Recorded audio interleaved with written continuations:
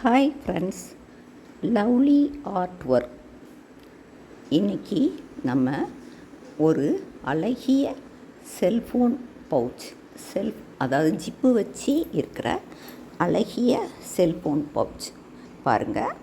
இது மாதிரி எப்படி போடலாம் அப்படிங்கிறத இன்றைக்கி கற்றுக்கலாம். இதில் மேல் பகுதியில் ஒரு ஜிப்பு இருக்கும். அந்த ஜிப்பை நம்ம திறந்து உள்ளே ஃபோன் வச்சுக்கலாம். இது போக இதில் உள்ளே நம்ம பை மாதிரி தச்சு உள்ளே அட்டாச் பண்ணனாலும் பண்ணிக்கலாம். வச்சிட்டோம்னா அதில் உள்ள சேஃபாக இருக்கும் ஃபோன். அந்த மாதிரியும் பண்ணிக்கலாம். இப்போதைக்கு இதில் வெறும் ஜிப்பு வச்சு தைக்கிறத மட்டும் எப்படிங்கிறத நான் போட்டிருக்கேன். அடுத்து பை ஜாயின் பண்ணுறத அடுத்து காட்டுறேன். இப்போ பார்த்திங்கன்னா இது மொத்தம் 12 வயரு.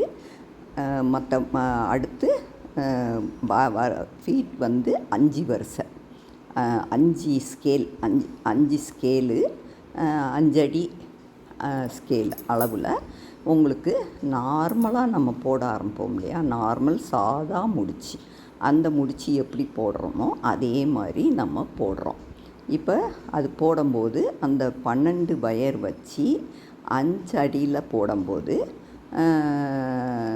அதில் ஃபஸ்ட்டு வரிசையில் மட்டும் 1 அடி மட்டும் எடுத்து நம்ம விட்டுட்டு ஸ்டார்ட் பண்ணணும். எப்பையும் கொஞ்சம் விட்டுட்டு ஸ்டார்ட் பண்ணுவோம் இல்லையா, அது ஒரு அடி மட்டும் விட்டுட்டு அந்த 12 வயரையும் வச்சு நீங்கள் மொத்தமாக போட்டு முடிச்சிடணும்.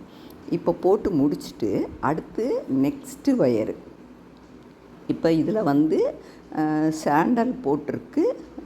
அதில் ரன்னிங் வயர் ப்ரௌன் ஜாயின் பண்ணியிருக்கேன். இதுதான் ரன்னிங் வயர். இதே மாதிரி நம்ம இப்போ இந்த போட்டாச்சு, அந்த 12 வயரையும் வச்சு போட்டாச்சு. அதுக்கு அடுத்து பார்த்திங்கன்னா அதுக்கு அடுத்த வரிசை இருக்கு இல்லையா, அதுக்கு அடுத்த வருஷம் இதில் இந்த சைடும் அதே மாதிரி 1 அடி மட்டும் விட்டு கட் பண்ணிடுங்க. இந்த சைடு 1 அடி விட்டுருந்தோம், அதே 1 அடி தான் இங்கே விட்டு கட் பண்ணணும். அடுத்து 2வது வருஷம் போடும்போது மட்டும் நீங்கள் 1 அடி விட்டால் காணாது. அதுக்கு நீங்கள் 2 அடி விடணும். 2 அடி விட்டு நீங்கள் ஆரம்பிக்கணும். இப்போ 2 அடி விட்டு இந்த மாதிரி நீங்கள் போட்டு கொண்டு இந்த பக்கம் முடிச்சிடணும். இப்போ போட்டுட்டிங்களா, இதே மாதிரி அந்த செல்ஃபோனோட அகலத்துக்கு தகுந்தபடி நீங்கள் ஒரு 3 வருஷம் போடலாம், 4 வருஷம் போடலாம்.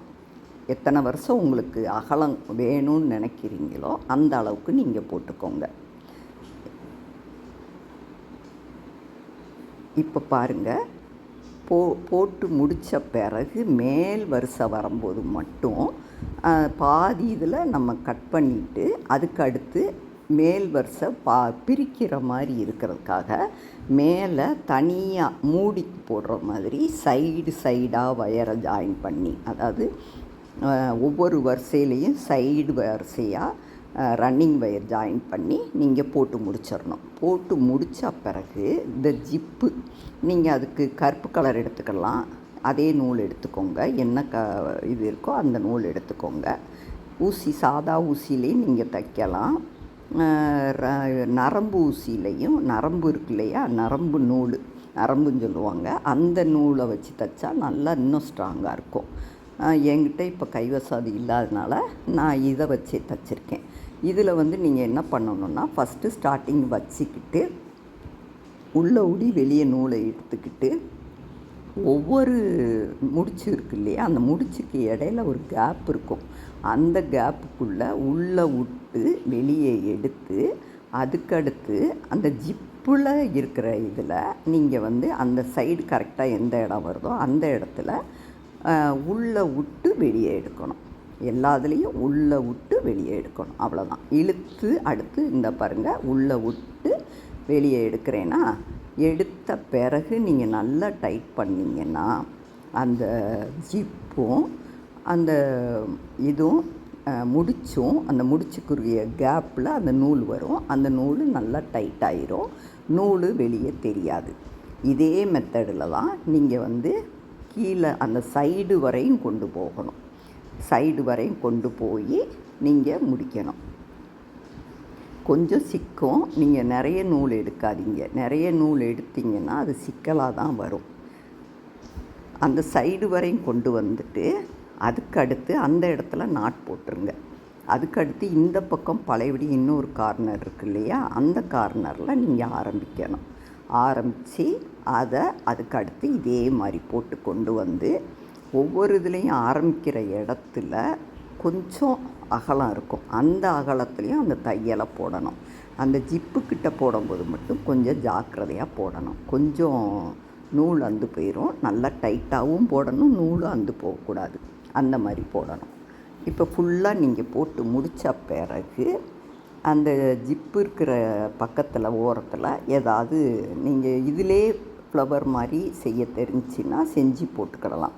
அப்படி இல்லை உங்களுக்கு அழகாக கீ செயினில் ஏதாவது தொங்குற மாதிரி இருக்கிறத வேணும்னா அந்த இதையும் இந்த நூலை வச்சே நீங்கள் ஜாயின் பண்ணி தச்சு விட்டுறலாம். தச்சு விட்டிங்கன்னா அது ரொம்ப அழகாக க்யூட்டாக இருக்கும். ஜிப்பு தைக்கிறது ஃபஸ்ட்டு தைக்கிறவங்கன்னா கொஞ்சம் கஷ்டமாக இருக்கும். அடுத்து 2 தடவை தைச்சிட்டிங்கன்னா உங்களுக்கு நல்லா புரிய ஆரம்பிச்சிடும். வெளியே உள்ள ஃபஸ்ட்டு உள்ளேருந்து ஜிப்புக்குள்ளேருந்து கொண்டு வந்து அடுத்து வயருக்குள்ளே கொண்டு வந்து உள்ளே விட்டு எடுத்து இங்கே பாருங்கள், வயருக்குள்ளே உள்ளே விட்டு அப்படியே அந்த இதில் இந்த சைடு கொண்டு வந்துட்டு அப்படியே அதில் திருப்பி ஜிப்பில் வெளியே உள்ளே வெளியே அப்படி மாற்றி போடுற மாதிரி போடணும். போட்டுட்டு நீங்கள் டைட் பண்ணிக்கிட்டே போடணும். டைட் பண்ணிக்கிட்டே போட்டிங்கன்னா அந்த நூல் வந்து அந்த வயர்லையும் தெரியாது, இதுலேயும் தெரியாது. இந்த மாதிரி போடணும். கையில் ஊசி குத்திரும். கொஞ்சம் பார்த்து ஜாக்கிரதையாக போடுங்க.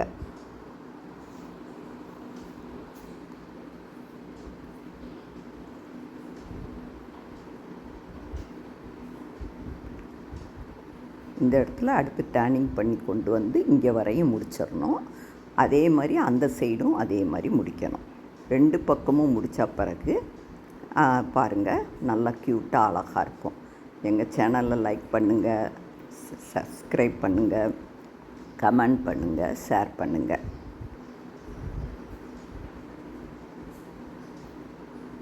பாருங்கள் எவ்வளோ அழகாக நீட்டாக இருக்குன்னு. தேங்க்ஸ் ஃபார் வாட்சிங்.